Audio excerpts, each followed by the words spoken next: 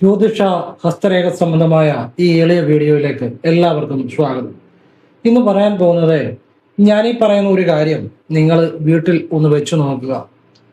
നമ്മളുടെ വീട്ടിലേക്ക് സകലവിധ സമ്പത്ത്, ഐശ്വര്യം, കടങ്ങൾ മാറുവാൻ, ദിവസവും സാമ്പത്തികം വർദ്ധിച്ചു വരാൻ, എല്ലാവിധ ഐശ്വര്യങ്ങളും ഉണ്ടാകാൻ ഉപകരിക്കും ഒരു ലളിതമായ കാര്യമാണ്. ഒന്ന് വെച്ചു നോക്കുക.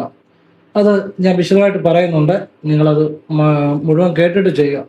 അപ്പം അത് ഞാൻ എന്താണ് ചെയ്യേണ്ടത്, എങ്ങനെയാണ് ചെയ്യേണ്ടത് ഒക്കെ ഞാൻ പറഞ്ഞു തരുന്നുണ്ട്.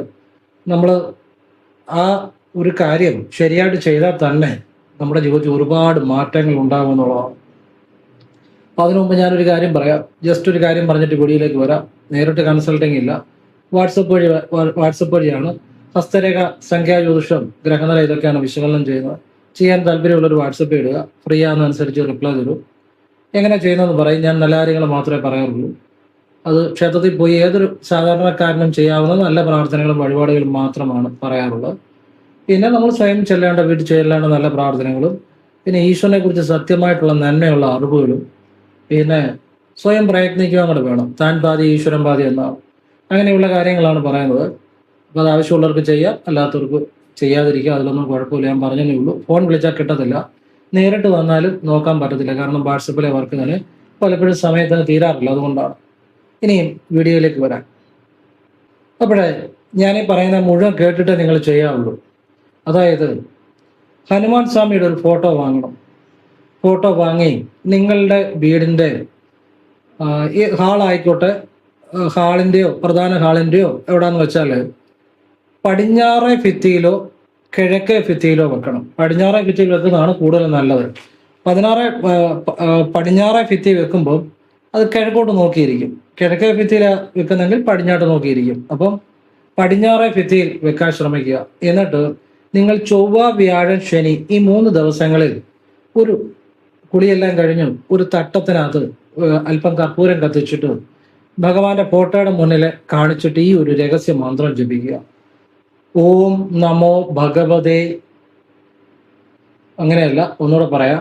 ഓം നമോ ഹനുമതേ രുദ്രാവതാരായ സർവശത്രു സംഹാരണായ സർവ രോഗഹരായ സർവ വശീകരണായ രാമദൂതായ സ്വാഹ. ഈ പറയുന്നതിൻ്റെ ഇടയ്ക്ക് ചിലപ്പം മാറിപ്പോകും. അതുകൊണ്ടാണ് ഞാൻ ഒന്നുകൂടെ പറയുന്നത്. ഇപ്പോൾ ഒന്നുകൂടെ ആ മന്ത്രം പറഞ്ഞുതരാം. ഓം നമോ ഹനുമതേ രുദ്രാവതാരായ സർവശത്രു സംഹാരണായ സർവരോഗ ഹരായ സർവ വശീകരണായ രാമദൂതായ സ്വാഹ. ഈ മന്ത്രത്തിന് അത്ഭുത ശക്തിയുണ്ട്. ഈ മന്ത്രം വീഡിയോയുടെ താഴെ ഡിസ്ക്രിപ്ഷൻ ബോക്സ് ഞാൻ എഴുതിയിടാം. ഈ മന്ത്രം തട്ടത്തിൽ ഒരു കർപ്പൂരം കത്തിച്ചിട്ട് ഹനുമാൻ സ്വാമിയെ ഫോട്ടോയ്ക്ക് കാണിക്കുക. ഇനിയും സ്ത്രീകൾ അശുദ്ധിയുള്ളപ്പം ചെയ്യണ്ട, ശുദ്ധിയുള്ളപ്പം ചെയ്താൽ മതി. ഭിത്തിയിൽ ഫോട്ടോ ഇരുന്നോട്ടെ, അതിന് കുഴപ്പമൊന്നുമില്ല കേട്ടോ.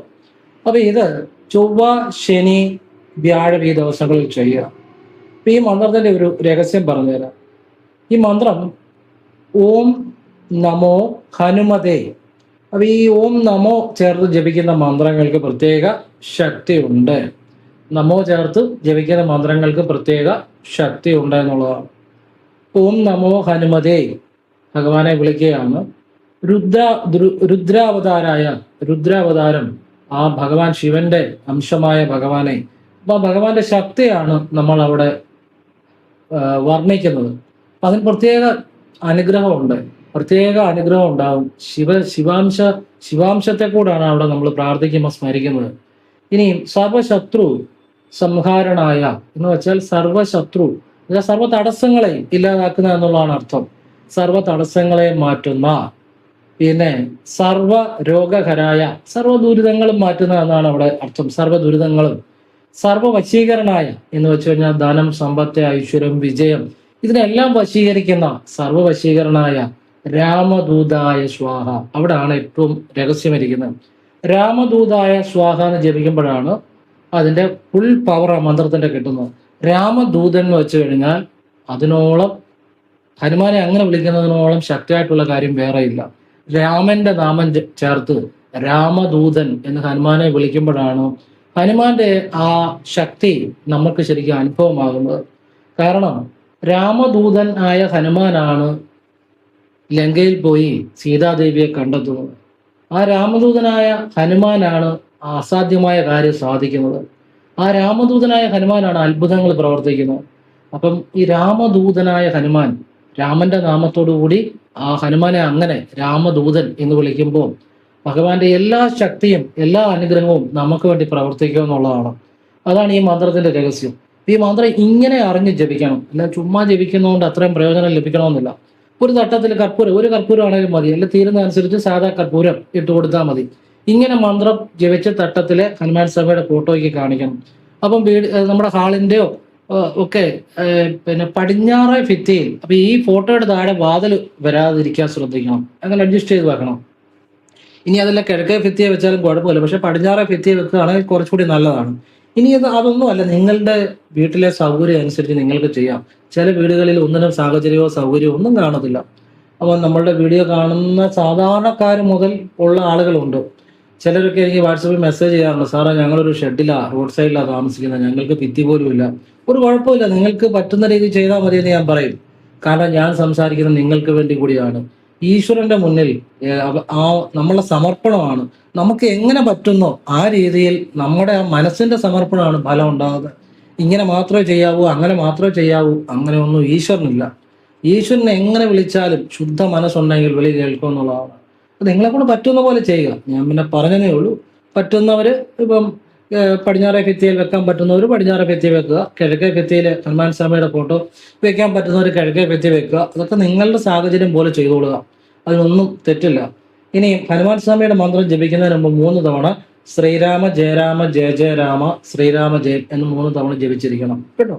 എന്നിട്ടാണ് ഹനുമാന്റെ മന്ത്രം ജപിക്കേണ്ടത്. അപ്പോഴാണ് ഫലം ഉണ്ടാകുന്നത്. അതുകൂടെ മനസ്സിലാക്കിക്കൊള്ളുക. ഇനി വ്യാഴാഴ്ച, ചൊവ്വാഴ്ച, ശനിയാഴ്ച ഈ 3 ദിവസങ്ങളിൽ നിങ്ങൾ ചെയ്യേണ്ട ചില കാര്യങ്ങളുണ്ട്. ഈ മന്ത്രം ജപിക്കുന്നതോടൊപ്പം നിങ്ങൾ ഈ 3 ദിവസങ്ങളിൽ നിങ്ങളെ കൊണ്ട് പറ്റുന്ന പോലെ മൗനം പാലിക്കണം. എന്ന് വെച്ചാൽ ദിവസം മുഴുവനും മിണ്ടാതിരിക്കണം, ആരെങ്കിലും എന്തെങ്കിലും ചോദിച്ചാൽ മിണ്ടാതിരിക്കണം എന്നല്ല പറയുന്നത്. നിങ്ങളെ കൊണ്ട് പറ്റുന്ന പോലെ മൗനം പാലിക്കണം. പറ്റുന്ന അത്രയും ഒരു കുറച്ചു നേരമെങ്കിലും മൗനം, ഒരു 5 മിനിറ്റ് 10 മിനിറ്റ് എങ്കിലും ഇടയ്ക്കിടയ്ക്ക് മൗനം പാലിക്കാൻ പറ്റിയാൽ മതിയെന്നേ. ഇടയ്ക്കിടയ്ക്ക് ചെയ്യുക. അത് ആ ദിവസം തന്നെ പലതവണ പറ്റുന്ന പോലെ മൗനത്തിൽ ഇരിക്കുക. ആവശ്യമില്ലാതെ വള എന്നുള്ള സംസാരം അങ്ങ് നിർത്തുക. ആവശ്യമില്ലാതെ ചിന്തിക്കുന്ന അങ്ങ് നിർത്തുക. ചൊവ്വ, ശനി, വ്യാഴം ഈ 3 ദിവസങ്ങളിൽ നിങ്ങൾ മൗനം പറ്റുന്ന പോലെ പാലിക്കണം. ഞാൻ പറയുന്നത് സത്യമാണ്. ഇത് കടക്കണി മാറാൻ ഉപകരിക്കും. കാരണം ഈ മൗനം പാലിച്ചുള്ള പ്രാർത്ഥന രഹസ്യമാണ് കേട്ടോ. സത്യമായ കാര്യമാണ് പറയുന്നത്. നമ്മൾ ഈ മൗനം പാലിച്ചുള്ള പ്രാർത്ഥനയ്ക്ക് ഒരുപാട് ശക്തിയുണ്ട്. പെട്ടെന്ന് അത് നമ്മുടെ ഫലം കിട്ടുമെന്നുള്ളതാണ്. ഇതുപോലെ നിങ്ങൾക്ക് ആരും പറഞ്ഞു തരത്തില്ല.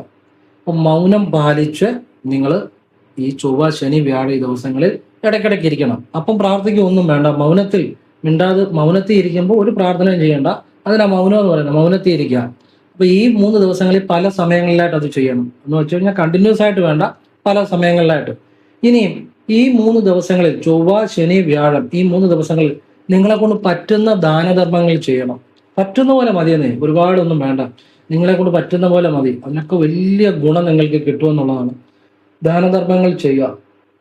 ഇനിയും ഞാനീ പറയുന്ന പ്രത്യേക സമയങ്ങളിൽ ഈ മന്ത്രം ഒരു തവണ വാഗൊണ്ടും ജപിക്കണം, ഒരു തവണ മനസ്സിലും ജപിക്കണം.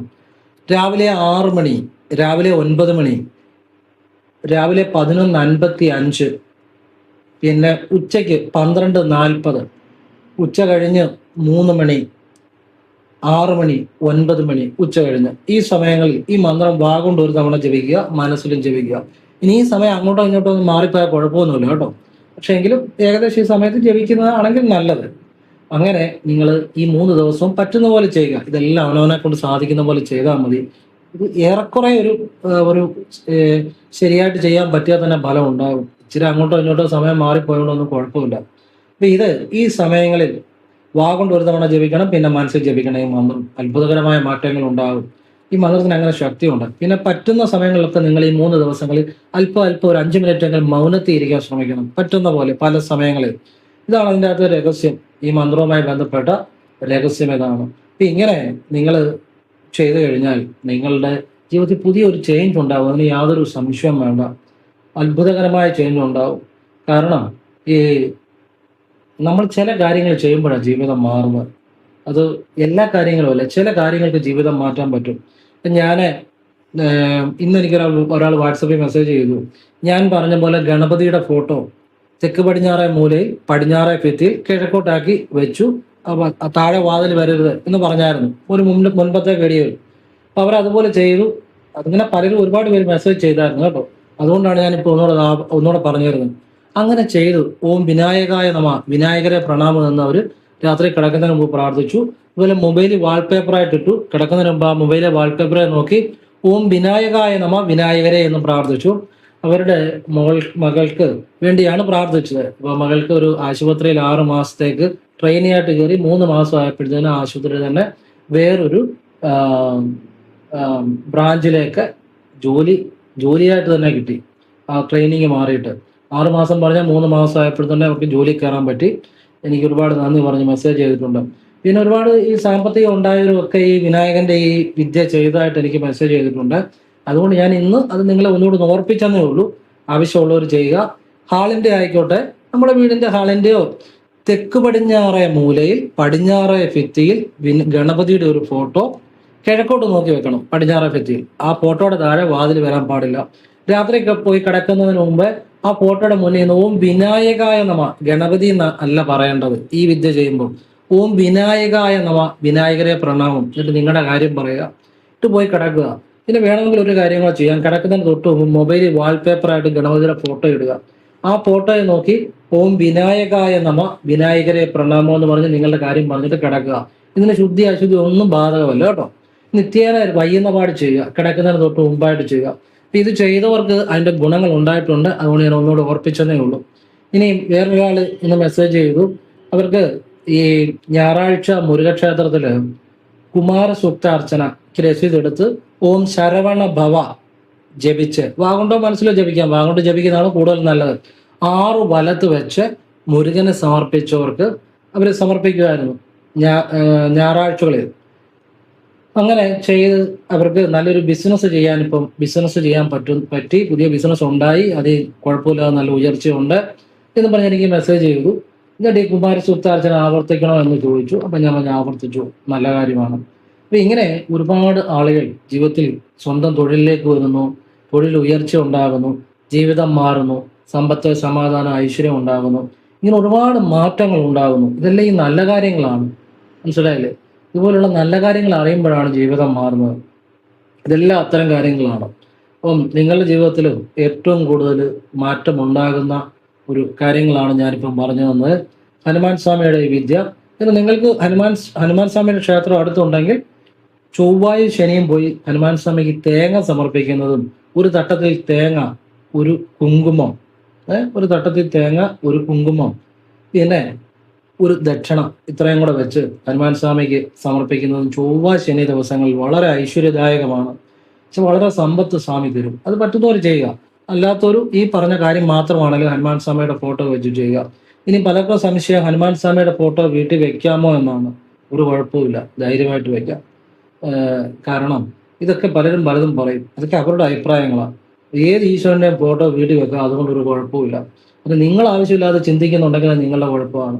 നമ്മൾ ആ ഫോട്ടോ ഭിത്തി ഇരുന്നോട്ട്. നമ്മൾ അശുദ്ധി ഉള്ളപ്പം വിളക്ക് തട്ടത്തിൽ കർപ്പൂരം കാണിക്കേണ്ടതേ ഉള്ളൂ. അശുദ്ധി ഉള്ളപ്പം, ശുദ്ധി ഉള്ളപ്പം കാണിച്ചാൽ മതി. സ്ത്രീകളുടെ കാര്യമാണ് പറഞ്ഞത്. സ്ത്രീകളായിരിക്കുമല്ലോ പ്രത്യേകിച്ച് കർപ്പൂരമൊക്കെ ഇങ്ങനെ വീട്ടിലേക്ക് കാണിക്കുന്ന സ്ത്രീകളായിരിക്കുമല്ലോ.